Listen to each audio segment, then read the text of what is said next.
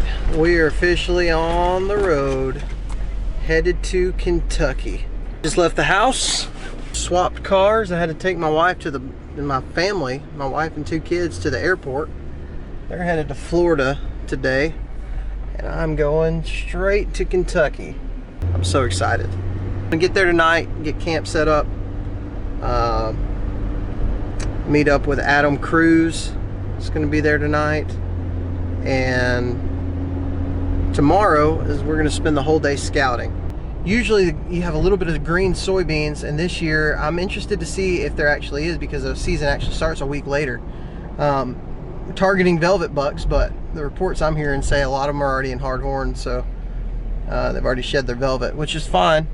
That'd be great. I would rather shoot a velvet buck just because I never have, but it would be cool just to shoot a buck in Kentucky. So man, it's gonna be good. We officially kick off southern ground deer season right now.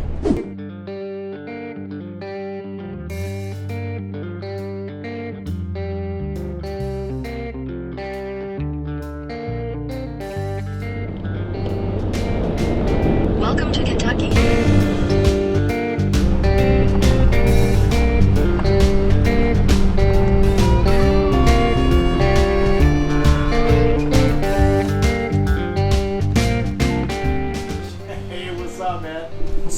How you doing? Doing homework. Oh yeah? That's what you do in deer camp. I didn't know which bed you wanted, so I just took up shop in the best one. This is the exact same room we stayed in whenever we came and scouted last year. Nice. Yeah. Camp. A nice 360 view. It's not bad. Yeah, not a bad little room. No, dude. Get unloaded. Yeah, we're gonna go check fields tomorrow and see what's planted in different places, and that's gonna be about it. Also, my phone just told me I'm getting paid in 10 minutes, so it's fantastic. It's a good day. See you guys tomorrow.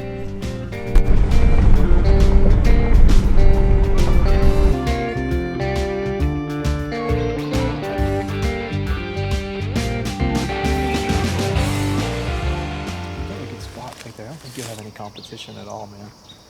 I'd just be shocked. Especially once we get into like the Heat of the day.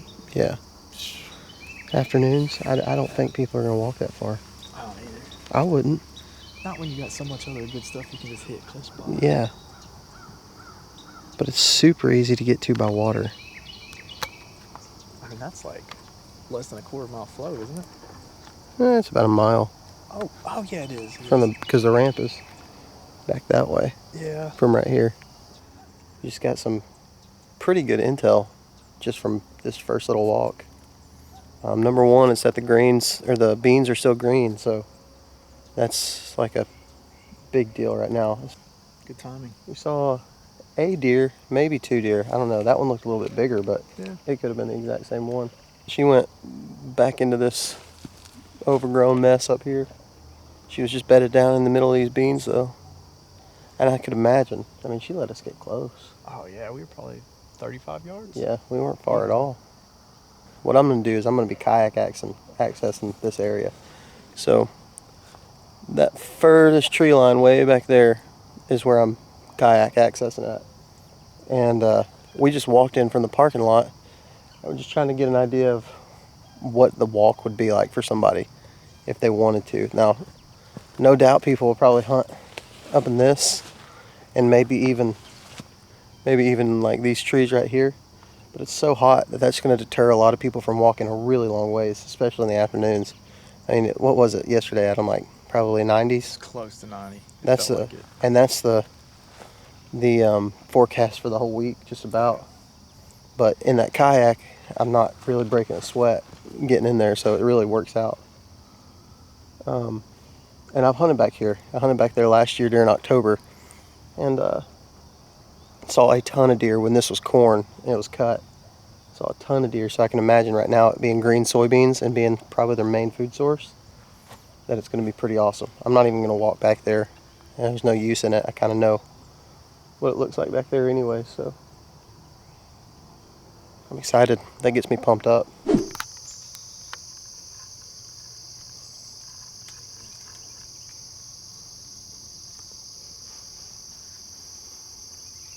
yeah. That's freaking awesome right there. She probably watched us walk in too.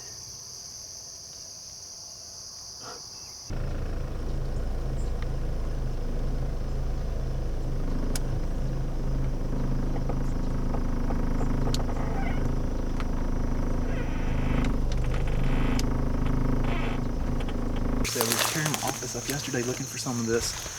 I got a This full gold. bag of it. What you got right there? Got a little Dan Infalt milkweed. On the map, we would be looking at, like, there's pretty much what I thought was going to be seriously high elevation right here.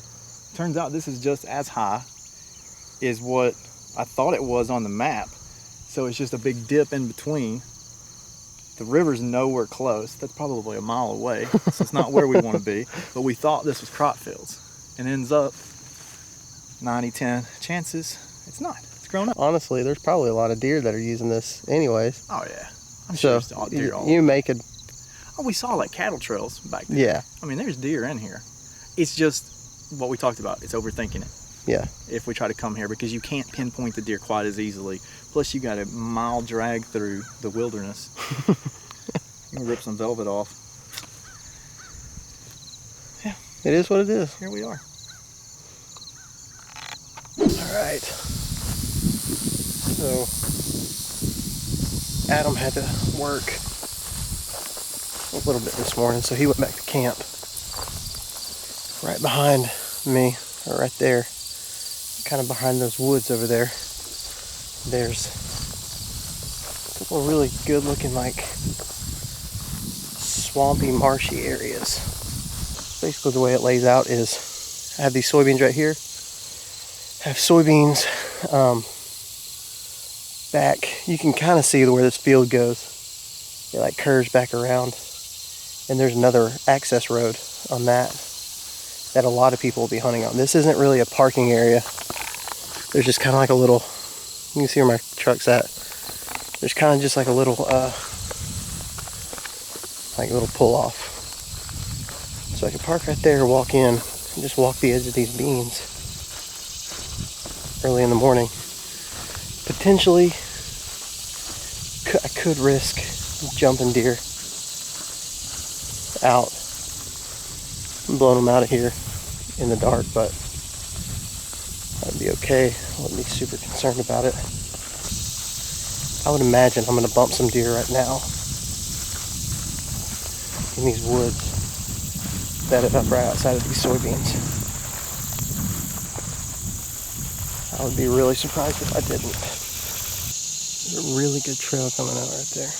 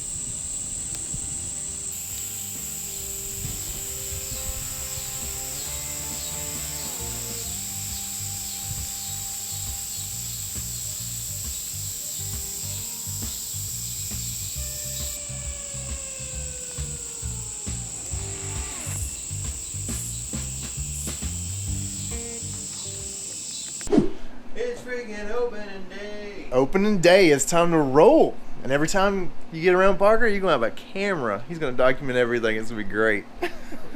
Hope we document some kills. It's going to be fun. We gonna kill big ol' buck. Big old bucks. Big ol' buck, brother. Bobs.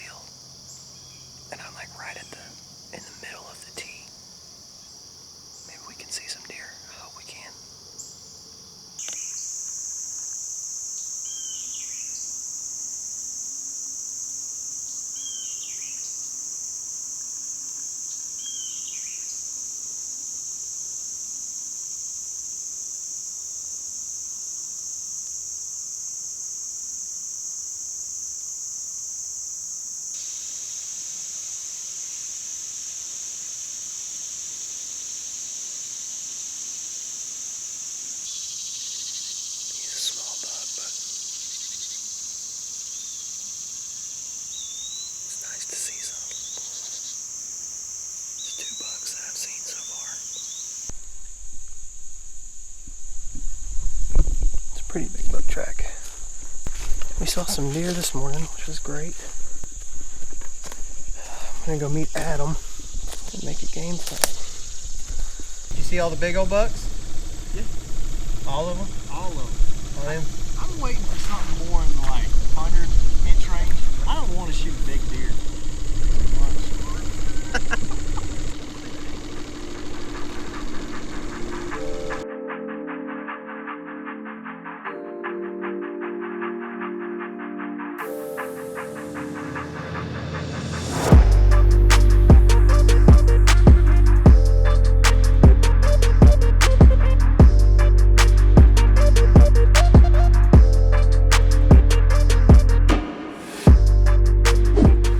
I just heard that a guy sitting next to me here that I just met, Scott, nice dude. Nice to meet you, Scott. Thank you. Yeah, man. Awkwardness of the camera. Says he can't drag his own deer because you're what? So the oils on the skin and the hair of the deer caused me to break out. And I discovered this last year as I'm quartering a deer up and I have a hind leg over my shoulder and the skin and the fur rubbing on my neck. 5 minutes later, I'm just covered in hives. I saw this firsthand. It's real. Yes. So then I get home and I still have some of that hair on some of the meat. So then I go to finish the processing after I've already taken 2 Benadryl and I start breaking out again. So at that point I realize that I am allergic to the oils in the skin or the fur on the deer. So I can't drag my own deer. Clayton can't see. Clayton's colorblind, can't see red. So I find his deer and he drags mine out. It's a great compromise that we have. Yeah. It's a give and take relationship. It's actually beautiful. If I shoot a deer on this trip, I've got 3 friends to help me track my deer, and Scott's got 3 friends to help him process and butcher and drag it out. I'm allergic to all of those things. So y'all are just gonna have to drag and track my deer for me. Meanwhile, Parker is allergic to other things like poison ivy and poison sumac, so you should show us. I got it. I climbed a tree last night when I was doing an observation set, and every tree had sumac on it. Ugh. Every tree. Like there was not a tree there that didn't have vines growing up. So you sacrifice.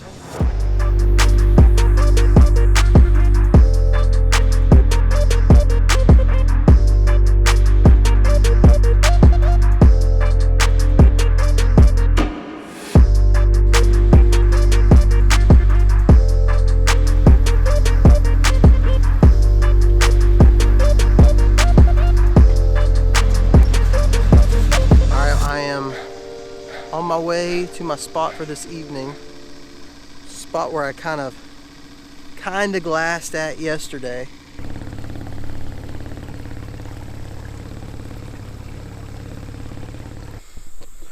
All right, I'm standing in the boat right now. This water is really low, so it makes it hard to access anything from the water, which is good. My God, that's really tough. I'll see you guys in the tree. Alright, we're up. I'm in this back corner of these beans, like I said.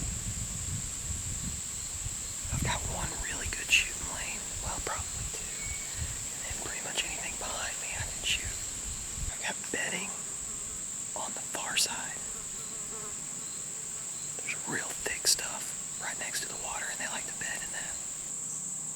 I'm excited. I can see where they've been eating the beans hard right here in this corner.